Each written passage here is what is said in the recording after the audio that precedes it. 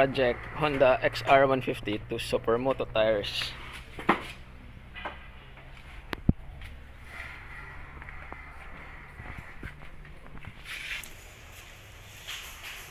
Motor ni Suave Bugoy. Ito yung nabili natin sa ating vlog. So almost brand new pa rin.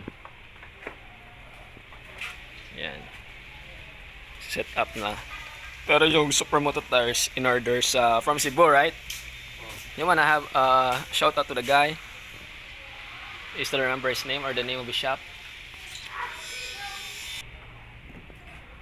So yung Odo is 4,670.2. So dito ni Soy Bugo in order sa TM66 Street Bike sa Supermoto Tire Shop, located sa Cebu yan. So chat nyo lang kung may inquiries kayo. Tulungan rin natin. Tulungan tayo lahat dito. At ito naman si Cray yan. Kung nasubaybayan nyo yung mga old videos namin, nako, hindi talaga dito yung talaga ito yung itsura niya. Tingnan nyo naman ngayon. Yan na siya. So balik tayo sa XR150. There. Kung bago talaga, parang galing lang talaga sa kasa. May kinang-kinang pa oh. And Sumo tires also shiny inside. Check. Check na natin agad. Iba yung kulay na red, parang lip red. Yan. Tapos may bearing na yan. SPD ata to, SPD. Tapos naka Shingshin tire. Yan. Ito ay 110, 70, 17. At ito ay 130. Yeah, 130 tire. Yeah, 130, 70, 17. So kasama na yan hub, tapos bearing. So baklasin muna natin yung stock, tapos lagay natin to. Tignan natin magiging itsura ng XR150. Yan, binabaklas na Suave Bugoy. So sa kay Silver Farm, sa magtatanong, 120, 70, 17. Tapos yung rim natin is SPD rin na black. Size is 3.50.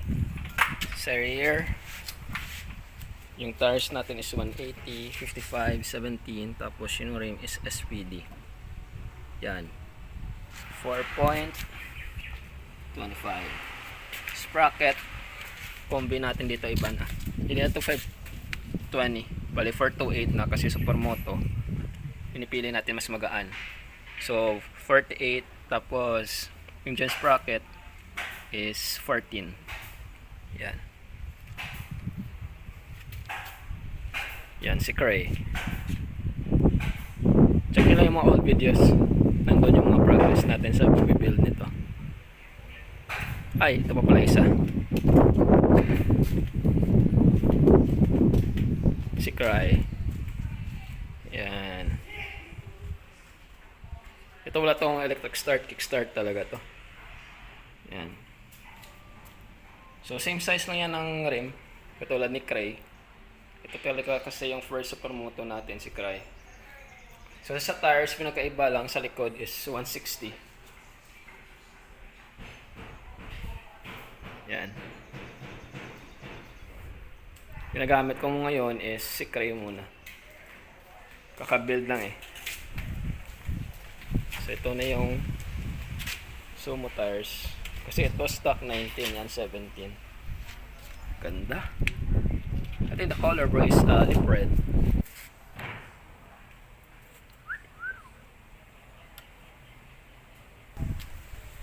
Yeah, I've never thought Silver Farm the nuts here where the disc brake is connected is so small. Oh, it must be 10, huh? So the first one is 8. Yeah, that fits. Yeah, that's 10. Tapos salpak natin dito.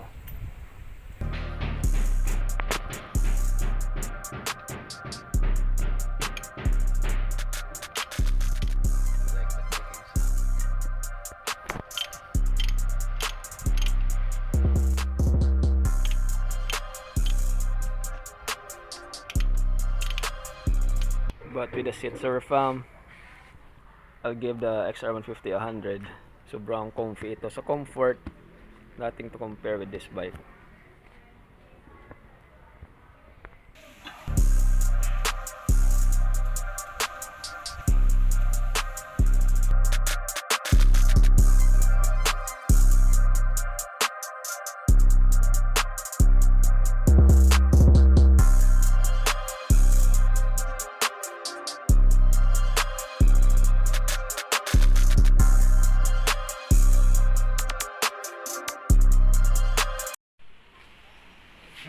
With some lubricant to make it slippery. Yeah. Bearing seals. So it will look really more higher suspension because this one is 19, so it leaves a little gap. But Super Moto Tire 17, big gap, so it will look like it's gonna be more higher. Let's install it.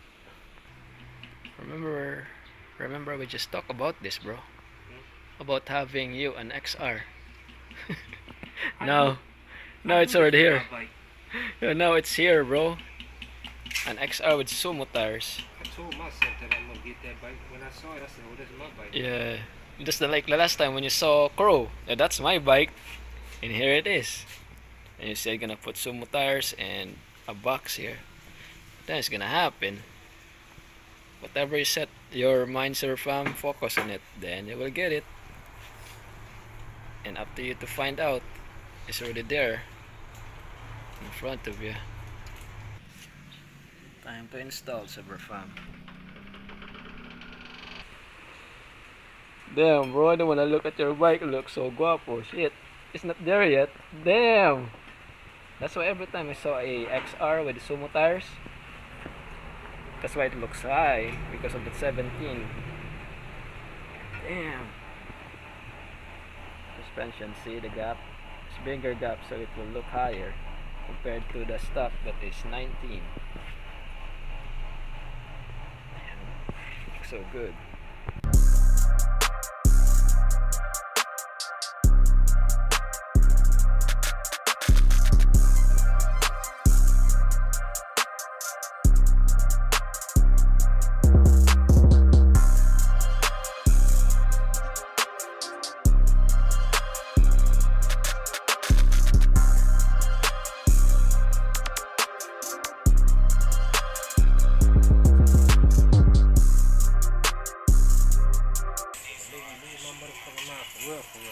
Next one is back tire.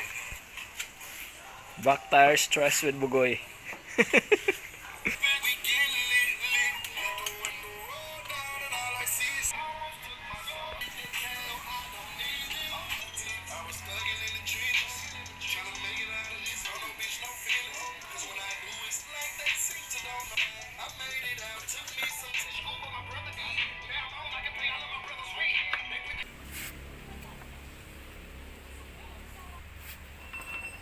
Like to remove the sprockets.